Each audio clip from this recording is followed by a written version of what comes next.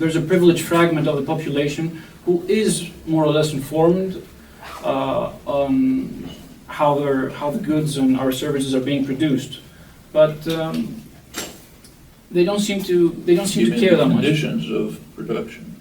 Yeah. But they don't seem to care. They're going to buy the cheaper clothes. Even though it's made in a sweatshop in Right, Bangladesh. right. Yeah. So what's going on in that? What's the ethical dilemma there? I mean, how much? Here's a new shirt. My wife. How much research did we do on who made it, where they made it, what country it came from, who was, what hideous working conditions there were.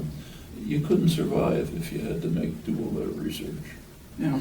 And buying something is it's a marginal part of your life, It's so, for example, there's a delivery that comes to your house from UPS. Do you look into the fact that UPS has designed techniques to monitor drivers in close detail, so that if a driver stops for a cup of coffee somewhere, he loses part of his salary if he doesn't, if he makes the left turn where he's supposed to make a right turn, he gets his salary cut back. And they claim that these techniques of in a car now, if you're in an automobile, you're producing huge amounts of data. In a UPS truck that's designed for that, there's massive data going to the company, which they use to control the workers. And they say it improves efficiency. So they now have fewer drivers making faster deliveries. Do you think about that when a UPS truck comes up to your house to give something? You can't. I mean, you would do nothing else. So what would be your advice to consumers then?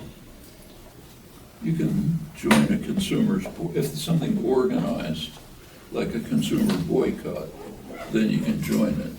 There's, time and energy are finite.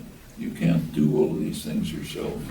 But if it's done in some organized fashion, say a great boycott or something, you can say, okay, I'll join that. Because somebody else did the thinking and the planning and looked into it, and it's a collective act, so we can all get together and do it. But as an individual, you just can't.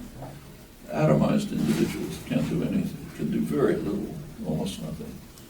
Organized, they can. In fact, take a look at the Supreme Court now, the right-wing Supreme Court. In fact, today in the newspaper, there's another case. They're consistently trying to block workers from carrying out class action suits. So if you're an individual worker and you were badly treated, say, and you try to go to court, maybe you're right, but you've got a battery of corporate lawyers up there and you've got some public defender helping you, you're going to lose. If it's a class action, a group of people working together, you can sometimes achieve something.